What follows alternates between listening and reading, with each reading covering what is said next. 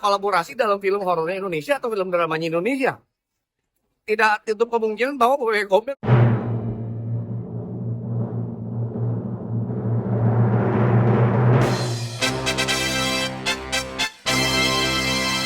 Cerita nggak tentang film ini?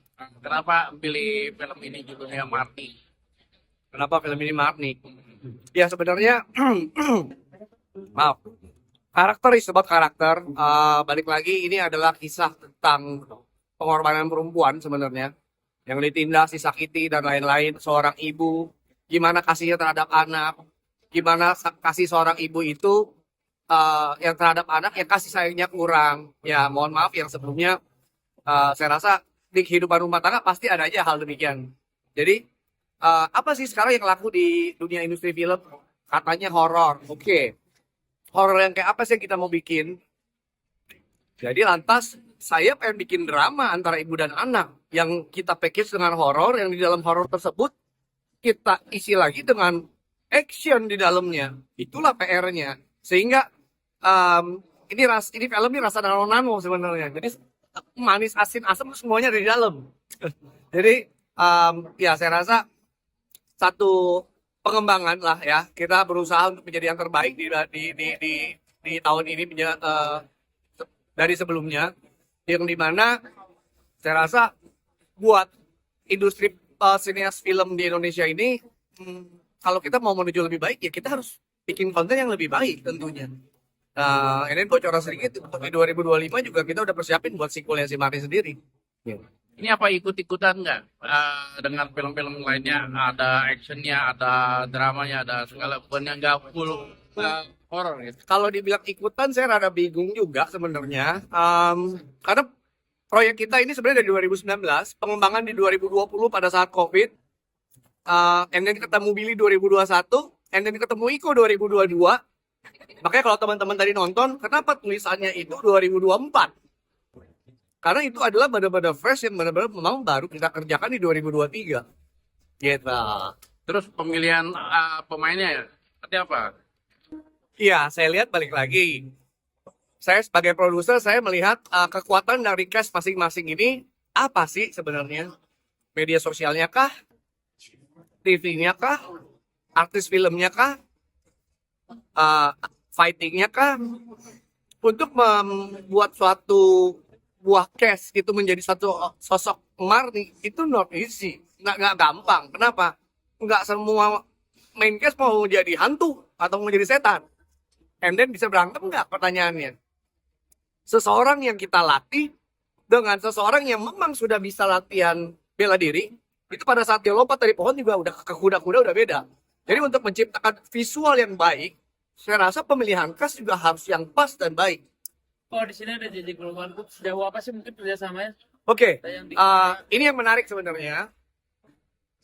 Saya rasa udah saatnya kita saling berkolaborasi entah dengan PH lokal, entah dengan PH luar negeri, entah Korea, entah Jepang, entah whatever lain. Kita ketemu dan cocok aja.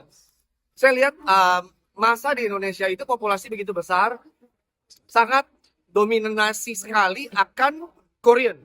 Dari mulai makanan, dari mulai baju, fashion, film, bahkan aktor dan aktrisnya juga.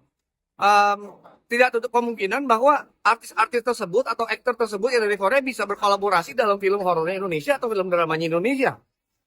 Tidak tutup kemungkinan bahwa Bebek Gombel kita transport ke Korea kan gitu. Jadi kita harus pikirin untuk saya pribadi lah, movie maker out of the box. What is out of the box? Tentunya kreativitas. Apa itu kreativitas? Ya, kiri kanan network. Kita harus berbanyak network sehingga kreativitas itu menjadi lebih berkembang lagi ke depannya. Ini mau dibawa kemana nih? Buat Marni sendiri sejauh ini bakal tayang aja apa? Udah ada tawaran festival mungkin? Buat saya pribadi apa aja boleh sebenarnya, yang penting baik. Balik lagi baik untuk siapa? Baik untuk masyarakat tentunya, balik lagi. Karena once we go into the movie industry, saya pribadi atau karya saya itu belong to the public, milik publik yang menilai kan gitu. Nah makanya kenapa saya ciptakan sama Billy, kita discuss bareng lah. Martin ini baik apa jahat sih? Gue Gombel ini baik apa jahat sih? Sorry ya guys, maaf ya. terkadang tindakan orang lebih kejam dari setan, bos. Jadi kalau ditanya baik apa enggak, jahat atau enggak, di film inilah kita kasih lihat kenapa WW Gombel itu begitu kejam. Tentunya karena dia dikejamkan oleh manusia sebelumnya.